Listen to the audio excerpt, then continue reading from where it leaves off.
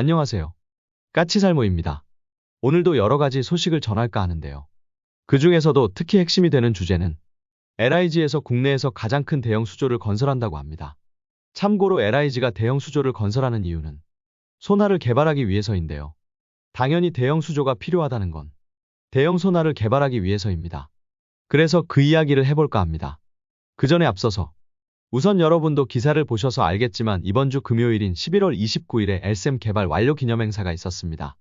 물론 이미 2024년 5월에 전투적합 판정을 받았기 때문에 실질적으로 그때 개발은 완료된 것이고, 이건 몇 가지 행정 절차를 진행한 후에 본격 양산에 들어가기 전에 가진 행사라고 할 수 있습니다. 이로써 우리의 엘셈이 개발 완료되어서 내년인 2025년부터 양산에 들어가게 되는데요. 뭐 이것까지는 다들 아는 사실일 것이고, 엘셈의 전력화는 2027년부터 이루어져서 2028년까지 하게 됩니다. 그러나 저희 짐작으로는 전력화 과정이 진행되기 전부터 시험용으로 쓰인 포대가 사전 배치될 것입니다. 실제로 레이저 유도무기인 청광도 전력화 발표가 있기 전부터 시험용 포대가 모종의 장소에 배치되어서 운용된 사례가 있습니다. 뭐 이런 일은 우리나라에서는 아주 흔한 일이고요. 그래서 저의 짐작으로는 엘셈의 시험용 포대의 배치는 빠르면 내년에, 아니면 못해도 2026년에는 이루어질 것입니다. 그럼 경북 성주의 사드포대와 함께 못해도 우리나라 국토의 70%에 대한 다층 방어를 제공할 수 있을 것입니다. 이게 무슨 소리냐? 기본적으로 우리나라에 앞으로 배치되는 엘셈은 4개 포대입니다. 그러나 실제로 우리나라 전 국토를 커버하기 위해서 필요한 포대의 숫자는 2개입니다. 그럼 나머지 2개 포대는 왜 배치하는 것이냐? 1개 포대가 정비 등의 이유로 가동이 중단되면 우리나라의 요격망에 구멍이 생기지 않게 하기 위해서 중복 배치를 하는 것입니다. 그런데 문제는 경북 성주에 배치된 사드포대가 현재도 우리나라의 남부지방을 방어해주고 있기 때문에 당장 엘셈의 시험용 포대를 경기 남부에 배치하면 우리나라의 남부지방은 사드가, 그리고 경기도 일원은 엘셈의 시험용 포대가 방어하는 게 가능하다는 뜻입니다. 그럼 이 2개 포대만으로도 못해도 우리나라 국토의 70% 정도를 방어해 줄 수 있습니다. 그래서 이미 1차적으로 7개 포대의 배치가 끝난 천궁2에 이어서 엘셈과 사드로 상층 방어를 함으로써 우리나라는 기본적인 다층 방어가 못해도 2026년이면 가능해지리라 봅니다. 아무튼 북한의 위협이 갈수록 커지는 가운데 드디어 우리나라도 다층 방어가 가능해졌다는 점은 정말 다행한 일이라고 생각이 듭니다. 다시 정리해보자면요. 현재 우리나라는 천궁2 7개 포대의 배치가 완료되었고, 지금 현재는 패트리어트 포대에도 최신 모델인 MSE 미사일이 배치되기 시작했습니다. 그래서 천궁2 7개 포대와 주한미군의 패트리어트 포대, 그리고 우리 군이 보유한 패트리어트 8개 포대가 하층 방어를 하게 되며, 하층 방어는 이 포대들만으로도 충분한 수량입니다. 이미 우리 전 국토에 대한 중복 배치가 끝난 상태입니다. 실제로 우리나라는 천궁과 패트리어트를 중복 배치해서 패트리어트가 정비 등의 이유로 가동이 중단되면 그 지역은 천궁2가 방어하는 식으로 배치되어 있습니다. 거기에 지금 아직은 탄도미사일 요격 능력이 없는 천궁1 21개 포대에 대한 개량 계획도 진행 중입니다. 여기에 우리 남부 지방은 사드가 방어를 하고 있고, 이제 엘셈의 시험용 포대가 경기 남부에 배치되면 우리나라의 국토 거의 대부분, 못해도 70%는 다층 방어가 가능해지는 것입니다. 참고로 전에 제가 앞으로 우리 군이 보유한 패트리어트 포대가 어떻게 될 것인가에 대해서 이야기한 적이 있는데요. 현재 미국은 패트리어트에 신형 레이더를 도입해서 대대적인 개량을 진행 중이고, 과연 우리나라도 신형 레이더를 도입할 것인가? 아니면 그냥 지금 그대로 쓰다가 천궁3가 나오면 퇴역시킬까 하는 의문을 표하기도 했었는데요. 우리나라의 패트리어트는 천궁3가 나와도 계속 사용한다고 합니다. 그래서 지금 우리나라도 패트리어트에 대한 대대적인 개량 사업을 계획 중입니다. 그러면 우리 패트리어트 포대들에도 미국의 신형 레이더가 배치될 것으로 보입니다. 그리고 엘셈2에 대해서 이야기하자면, 엘셈2는 별도의 포대를 개발해서 배치하는 사업이 아닙니다. 기존의 엘셈을 개량하고요. 여기에 발사대 2개를 추가하게 됩니다. 참고로 지금의 엘셈의 구성은 6개의 발사대를 가진 구조인데요. 엘셈2는 여기에 2개의 발사대를 더 추가하는 것입니다. 그리고 이 2개는 각각 고고도 방어를 담당하는 고고도 요격용 미사일과, 그리고 북한의 활공형 극초음속 미사일을 요격하는 활공단계 요격미사일로 구성됩니다. 한마디로 엘셈2는 새로운 포대를 배치하는 사업이 아닙니다. 아무튼 그래서 2조 7,100억을 들여서 고고도 요격미사일과 활공단계 요격미사일을 2035년까지 개발해서 배치하는 사업입니다. 활공단계 요격미사일이 바로 극초음속 미사일 요격용 미사일이라는 이야기입니다. 아무튼 어찌되었든 드디어 우리나라도 적탄도미사일에 대한 다층 방어가 가능해진 시대가 되었습니다. 이건 정말 다행한 일이라고 생각을 하고요. 그래서 분명 엘셈의 개발 완료 소식은 기쁜 소식인데요. 두 번째 소식은 좀 안 좋은 소식입니다. 여러분 한국형 위성항법 시스템인 KPS라고 아시죠? 이게 무엇이냐면요. 미국의 GPS는 잘 아실 겁니다. 우주에 위성을 올려서 그 위성을 가지고 위치 정보를 알 수 있는 시스템인데요. 실제로 우리나라도 GPS를 많이 사용하고 있고, 특히 우리나라는 미국의 GPS뿐만 아니라 유럽의 갈릴레오와 러시아의 글로나스까지 사용하고 있습니다. 현재 전 세계적인 위성 항법 시스템은 미국의 GPS가 있고, 러시아의 글로나스, 그리고 유럽의 갈릴레오, 거기에 중국의 베이더호가 있습니다. 여기에 지역 기반의 위성 항법 시스템도 있는데요. 일본의 QGSS가 있고요. 인도의 IRNSS가 있습니다. 우리나라도 그래서 KPS라고 자체적인 지역 기반 위성 항법 시스템을 준비하고 있는데요. 참고로 아마 기분이 나쁠 테지만 우리나라는 지금까지 미국의 GPS뿐만 아니라 러시아의 글로나스와 유럽의 갈릴레오도 같이 사용하고 있지만 지금은 갈릴레오가 실질적으로 실패를 했고 그래서 제대로 된 서비스가 안 되고 있다고 해요. 그래서 우리나라는 제3의 항법 시스템으로 중국의 베이더호를 사용할 계획을 세우고 있다고 합니다. 중국의 항법 시스템을 사용하는 게 기분 나쁘겠지만 결론은 위성 항법 시스템이라는 건 최대한 많은 숫자의 위성으로부터 위치 정보를 받는 것이 항법 오차를 줄이는 방법이기 때문입니다. 뿐만 아니라 어떤 모종의 이유로 특정한 시스템이 서비스를 중단해 버리는 것을 대비하기 위해서라도 최대한 여러 종류의 위성을 사용해야 합니다. 그래서 우리나라는 최대한 여러 종류의 위성의 신호를 받을 수 있게 하고 있는데요. 원래는 우리는 유럽의 갈릴레오에 직접적으로 투자를 하는 등 미국의 GPS와 함께 유럽의 갈릴레오를 적극적으로 쓰려 했지만 지금은 갈릴레오가 실질적으로 망해가고 있기 때문에 베이더호를 쓰는 건 어쩔 수 없는 조치 같습니다.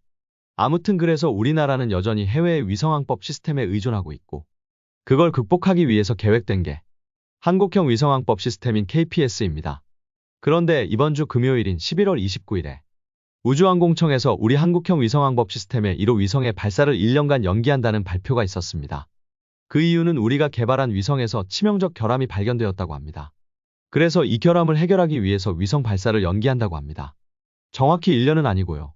14개월을 연기한다고 하고 있고 일부에서는 16개월이 될 거라는 이야기도 있습니다.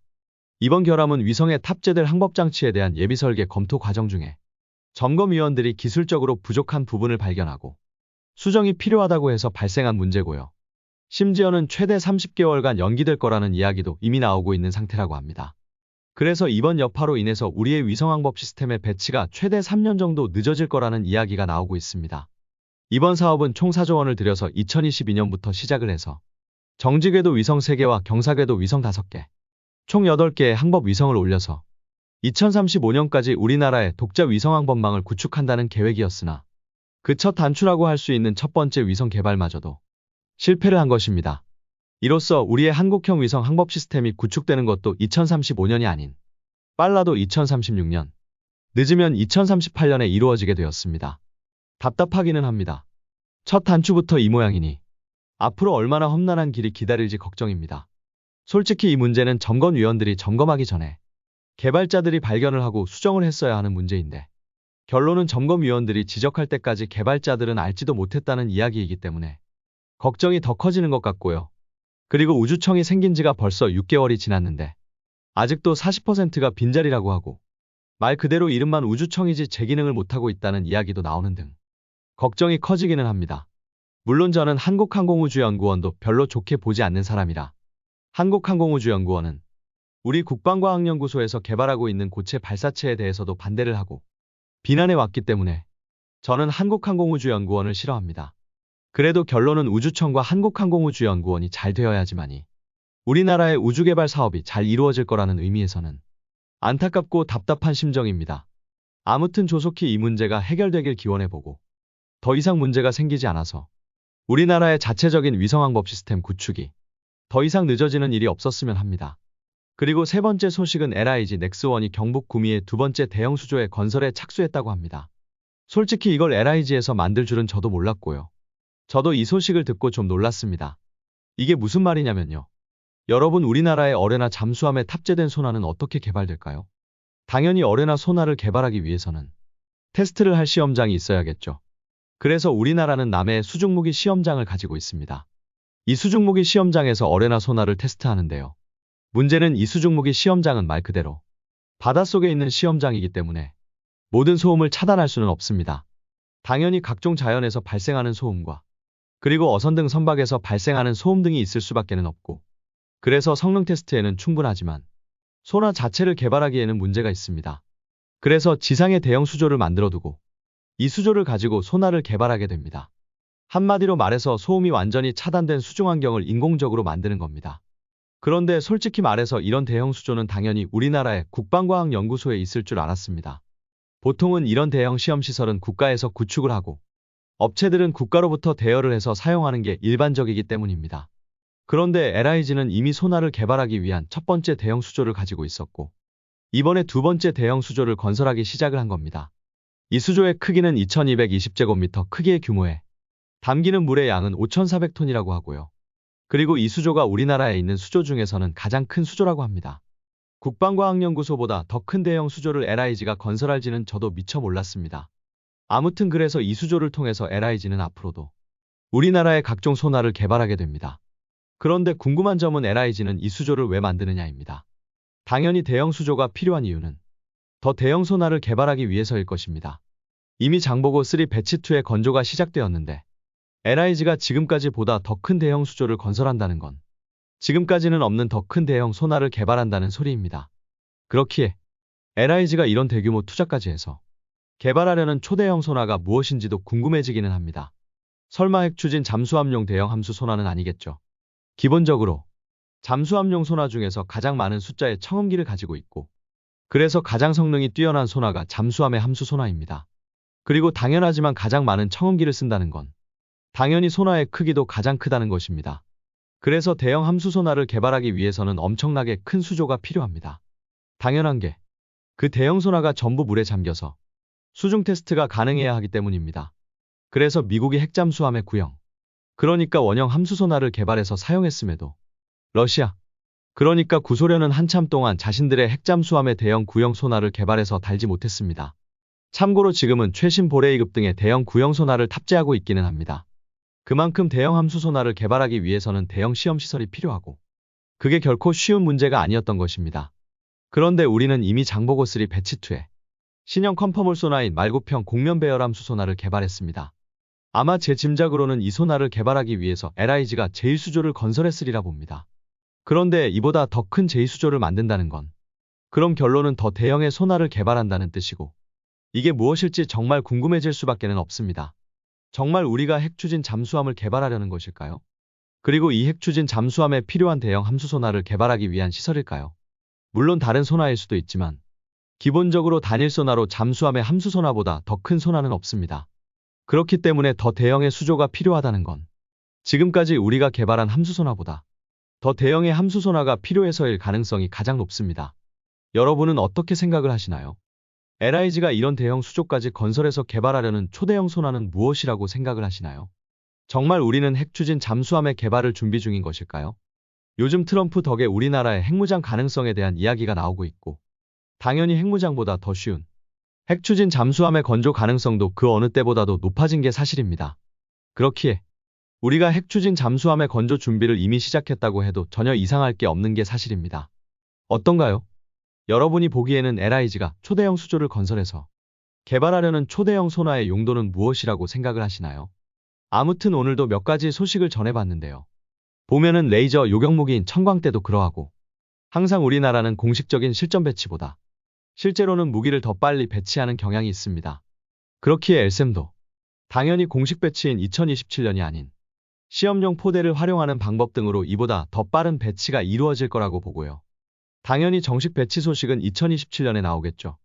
아무튼 그래서 내년이나 2026년이면 실질적으로 우리나라도 드디어 다층 방어가 가능해질 것입니다. 정말 다행한 일이 아닌가 합니다.